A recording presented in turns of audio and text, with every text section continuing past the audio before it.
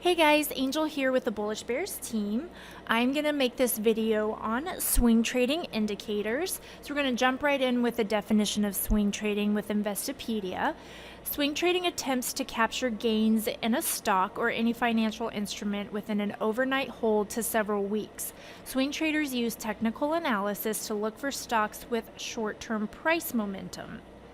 So you're not going to hold a stock for like 6 months trying to capture a price movement or get a certain amount of profit. You're in and out pretty quickly. I mean, it's not as fast as a day trade, but if you work a full-time job, if you're under the PDT rule, this is a great way to grow your account without having to put up a lot of capital and without having to be focused on your charts all day long. So we're going to take a look at my favorite stock, which is Nvidia. I trade this stock all the time. I trade the stock more than any other stock on the planet just because it's volatile.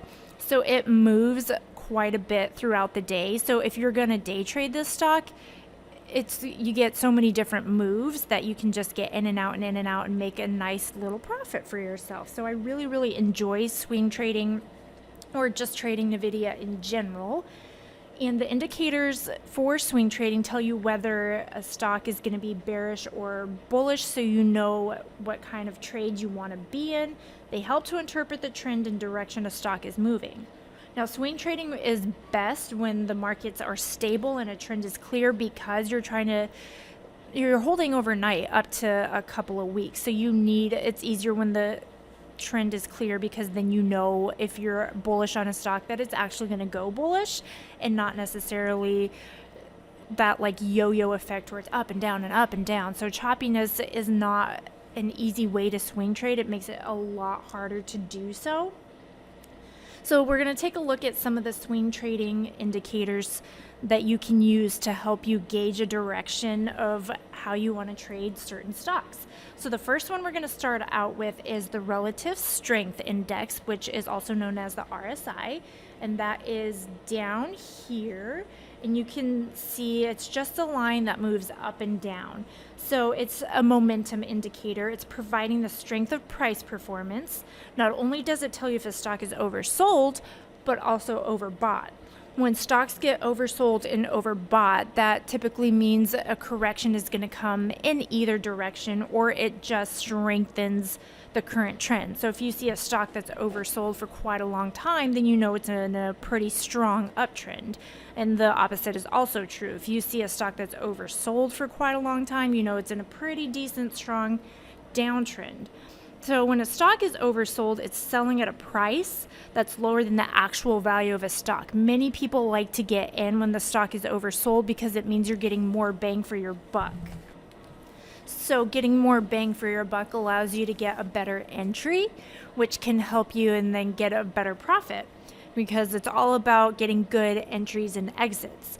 Now, when a stock is overbought, it's considered to be in a constant uptrend. So if the RSI is showing that it's overbought, then you probably don't want to get in when prices are up around like these areas here. You can see when it's turning red, it's overbought. You can see that price tended to come back down each time it was overbought. So you don't typically, unless you're going to short or take a bearish position, want to get in on those prices.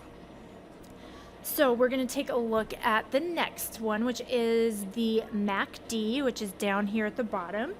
The MACD stands for Moving Average Convergence Divergence. And so it's also a momentum indicator, but it's a lagging indicator. So typically whenever the MACD is showing these moves, they've already happened. So you're seeing it a little bit after the fact. So many times traders aren't real big fans of the MACD. However, they do show strong potential for like buy and sell signals. So if they cross, that's typically a good sign that the stock is changing direction and trend. So you want to make sure that the cross is confirmed before getting in a trade because many times they can result in a fake out. So you think you're getting in when the MACD is turning and then it ends up just faking you out and it's like gotcha, and you don't want to get in those gotcha trades because then you're going to end up taking a loss. But the MACD does reveal changes in direction with trend in the strength of a stock's price. But if you see a MACD cross, that doesn't mean that the stock is just going to go flying up. Sometimes it is a slow grind. And so you just may have to ride it out a little bit if you're looking for a certain profit target. Otherwise, you can just get in and out pretty quickly, which is my favorite thing to do. The next thing we're going to look at are moving averages. So you can see all these different lines on my chart. So I have the exponential moving averages, which are the 9 in blue and the 20 in red. And then I have the simple moving averages, which are the 50 in purple and the 200 in black. So those with RSI are typically my favorite way to swing trade, just because the moving averages can provide so much information. They can show long-term trends. They can be used as buy and sell signals. They can provide support and resistance, and they also provide equilibrium to a stock. So it's important to remember that without candlesticks, none of these indicators would mean anything. So candlesticks would be the most important thing that you need to learn when you're going to trade. However, use these indicators to help you. So you can see how they provide equilibrium to a stock. So if you look back over here, you can see that the stock was pretty far away from the 9, that blue line, and it just reverted back. So when you know that it's that far away, it could continue to go. Just because something is far away and it's supposed to move back doesn't mean it's going to do that right away. So you can see that it moved back and it tested the moving averages again, and then it just sort of, when it's riding the 9 like that, when price is riding the 9 like that, then that's a pretty good sign that it's going to continue going in the direction of the 9 moving average. And you can see the different crosses, like the 9 and the 20 crossed. When the 9 goes below the 20, that's bearish. So if you saw that it was getting ready to cross on that 622 candlestick, you could have taken a bearish position. You could have shorted it. You could have got put options. And if you even bought at the close of that day, which was around 251, and then sold the next day, just one day, if you sold at the bottom of that candle, that would have been 235. So that would have been an over a $20 move just holding overnight. And if you're trading options, that's a really, really good profit. And then you can see if it was riding that 9 and it hammered out this like strong support level, and then it continued to go back up. And then you can see again up here, it was getting a little bit overextended from the 9 again, and then it came back down and tested it and rode it. And I actually, over here, I got in this trade when it was nearing the 9 and taking a bullish move up.